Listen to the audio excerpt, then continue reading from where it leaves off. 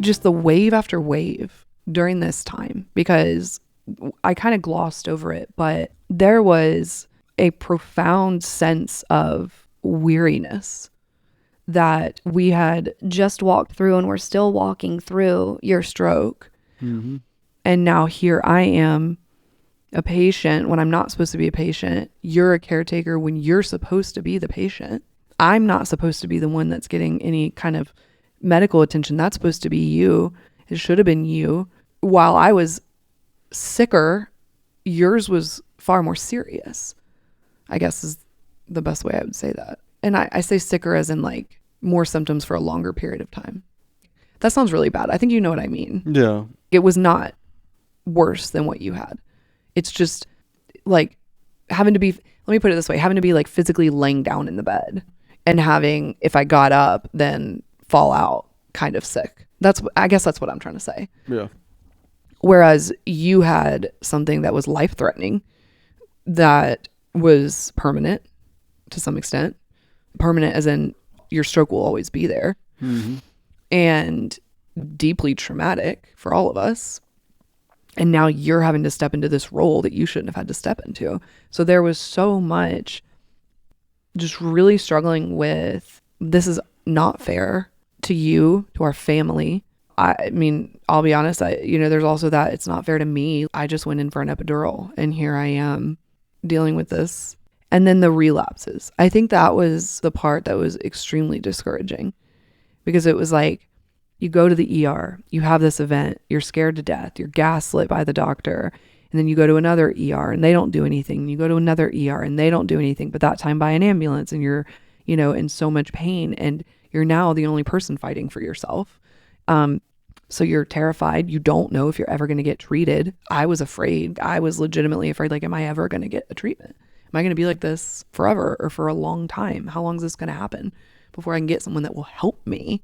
And then you get the treatment after fighting like all get out for it, and then you relapse, and then you go and you get another one, and you're like, this has got to be it, right? And I remember the moment I blew that patch. I was wrestling with Mila to keep her in the bed, not wrestling with her, but like she was flailing and acting crazy, and I think I was physically like putting her in the bed. And I think you were out of town for work, and I don't even remember. It was just, you know how Mila is. She just turns into like a dead fish. And I was just trying to put her to bed. I remember. She had her bunk bed on the floor, so like there wasn't any lifting. So she got in the bed, but I was trying to read her books to get her to settle down enough to go to sleep. And do you remember how she used to like swing from the bars of the bunk bed above her? Mm-hmm. So she was like doing all of that and wouldn't settle, wouldn't go to bed. And I think I was trying to get her to like get off of the bars and lay down to read a book, and I know I blew it then. And so then you're back in this spot where you're like, it's failed again. Now what? Fortunately, I'm the way that I am, really type A, which I'm sure has come across on this podcast. As I edited it, it is pretty apparent. And that works against me in a lot of ways. But in this situation, it helped because I was determined that I was going to figure out a way to get it done. I knew the doctors weren't going to help any more than they had. So I was like, well, I'll find my own specialist, right? And I knew there were options like Cedars-Sinai, Duke. They have, I think, 2 of the best spinal leak centers in the country, but they're months out. I didn't have months. I mean, that sounds morbid. We couldn't afford months of this, of like not getting treated. We had months of healing, but we couldn't afford months of not getting treated and then months of healing. Mm-hmm. And so, just that fight, that constant fight to stay employed, to find a doctor to help me, and then fighting against this fear that I'm never going to get truly fixed. Because I'll be honest with you, there are spinal leakers in the group that have many blood patches. And in fact, one of the ones that leads the whole thing is a mom to little kids and stopped treatment because they keep failing. And so I was scared. The Facebook group is a tremendous blessing and a tremendous resource, but you also are hearing some of the worst of the worst. And so I was just weary, I felt so beat down by life. Yep. by everything that was happening.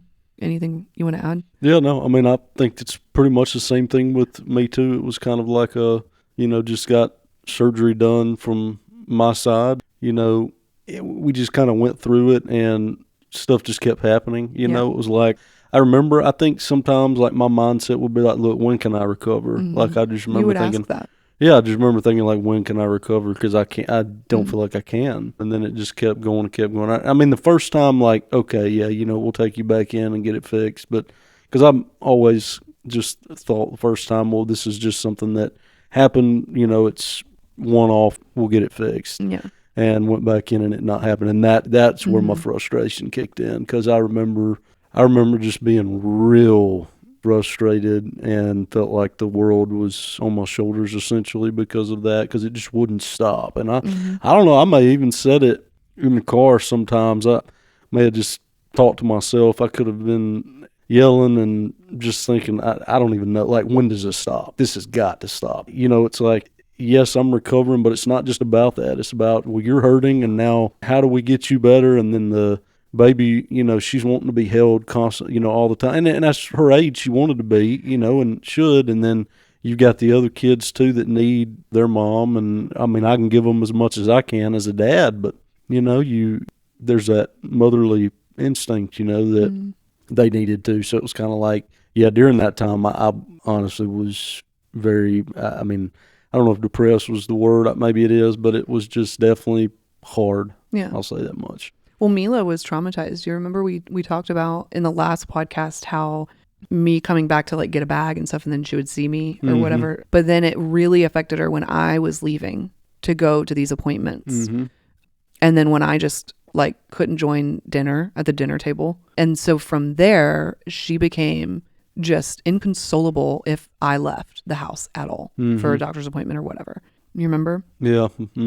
And so that was really tough. And I think she was traumatized genuinely by the fact that mom and dad disappeared. She had no ability to understand that.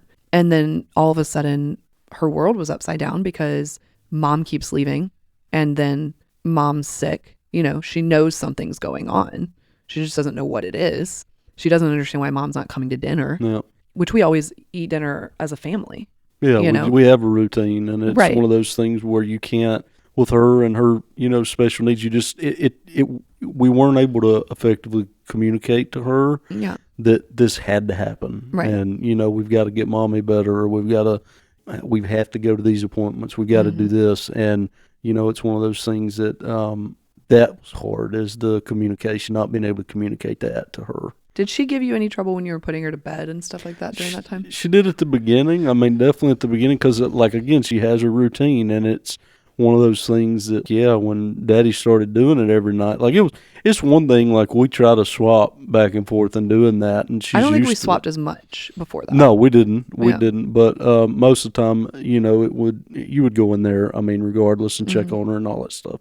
So she was used to seeing you, every time anyways, and then it was like, wow, now Dad's doing it all the time. Or Ariana sometimes maybe. Yeah, Ariana would help out some and do it too if I needed a break. Or my mom when you had your PFO surgery. Right, yeah, when I just couldn't do it. So it was definitely, it was a little bit that she had to get used to it. Yeah. She got better as we went, just the new normal, but it does Took a while. it does take her a while to get into that new routine.